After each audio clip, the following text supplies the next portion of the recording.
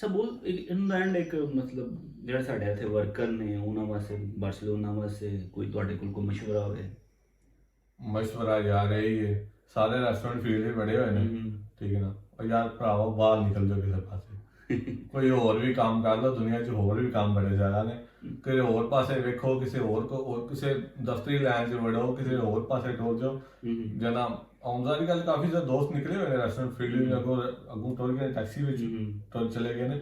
ਲੇਕਿਨ ਮੇਰੇ ਖਿਆਲ ਨਾਲ ਕਿ ਨਾ ਆਫਿਸ ਲਾਈਨ 'ਚ ਵੜੋ ਕਿ ਨਾ ਕੋਈ ਟੈਕਨੋਲੋਜੀ ਪਾਸੇ ਆਓ, ਕਿ ਨਾਮ ਹੈ ਕੋਈ ਫਲ ਕਰੋ ਡਿਵੈਲਪਮੈਂਟ ਦਾ ਕੋਈ ਕੰਮ ਹੋਵੇ, ਫਲ ਕਰੋ ਕੋਈ ਵੈਬਸਾਈਟ ਡਿਵੈਲਪਮੈਂਟ ਐਪਸ ਜਦੋਂ ਉਹ ਜਿਹੜੀਆਂ ਬਣ ਰਹੀਆਂ ਨੇ।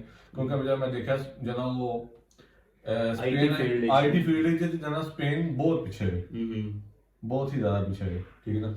ਲੇਕਿਨ ਅਜੇ ਵੀ ਲੋਕ ਹੈ ਨੇ ਜਿਹੜੇ ਮੁੱਦੇ ਸ਼ੋਬੇ 'ਚ ਕੰਮ ਕਰ ਰਹੇ ਨੇ, ਲੇਕਿਨ ਬਹੁਤ ਘੱਟ ਨੇ। ਤੁਸੀਂ ਕੀ ਕਰ ਰਹੇ ਹੋ? ਮੈਂ ਵੀ ਰੈਸਟੋਰੈਂਟ ਵੈਰੀ ਗੁੱਡ। ਆ ਰਹੀ ਹੈ